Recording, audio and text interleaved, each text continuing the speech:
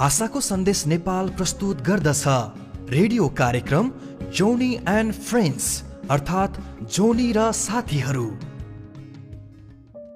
आशाको लागि जिउनुहोस्। जोनी र साथीहरूमा तपाईँलाई स्वागत छ। म जोनी एरिक्सन टाढा। म त्यो समय कहिले बिर्सने छैन जब म सुरुमा घाइते भएकी थिएँ। जब डाक्टरहरूले मलाई भने कि म बाँकी जीवन हातगोडा नचल्ने अवस्था भएरै बिताउनु पर्नेछ। मैले उनीहरूलाई टोलाएर हेरिरहेँ।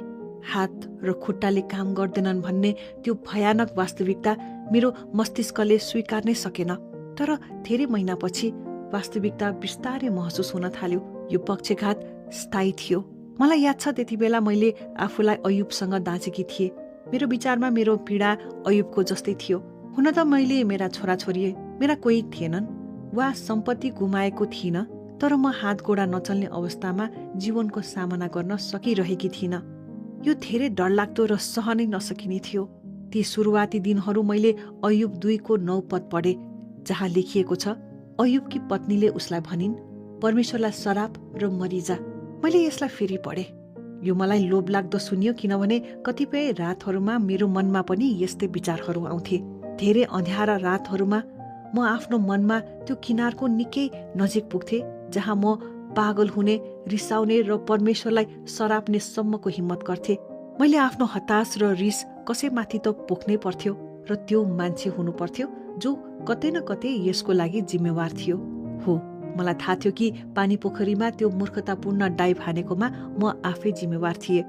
तर मलाई लाग्थ्यो कि त्यो भन्दा ठूलो ब्रह्माण्डीय जिम्मेवारी त परमेश्वरको हो। उहाँले यसलाई रोक्न सक्नुहुन्थ्यो, तर रोक्नु भएन। त्यसैले म अयुबकी पत्नीको सल्लाह सुन्न थालेकी थिएँ।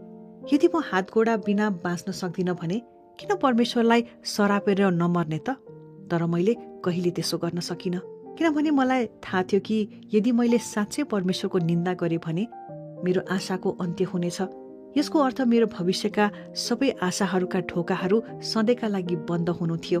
मलाई थाहा थियो कि यदि मैले आफ्नो परिस्थितिहरूको लागि परमेश्वरलाई सरापे भने मैले आत्मिक आत्महत्या मात्र होइन, बरु भावनात्मक आत्महत्या पनि गरिरहेकी हुनेछु। म आफैलाई त्यो स्रोतबाट अलग गरिरहेकी हुनेछु, जुन मलाई भित्री हृदयदेखि नै थाहा थियो कि हरेक असल, खुसी र आशाका कुराहरूको मूल हो। परमेश्वरतिर पिठ्यू फर्काउनु भनेको सत्यताबाट टाढिनु थियो। यो मेरो हृदय र आत्माको मृत्यु हुने थियो।